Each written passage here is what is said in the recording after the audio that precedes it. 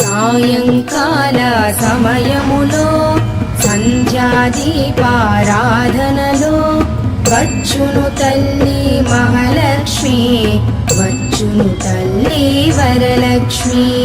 కాళ్లకు గజ్జెలు కట్టింది, మెడలో హారము వేసింది, పిలచిన వెంటనే పలికింది, అడిగినదంతా ఇచ్చింది. సాయంకాల సమయములో సంధ్యాదీపారాధనలో వచ్చును తల్లి మహాలక్ష్మి, వచ్చును తల్లి వరలక్ష్మి.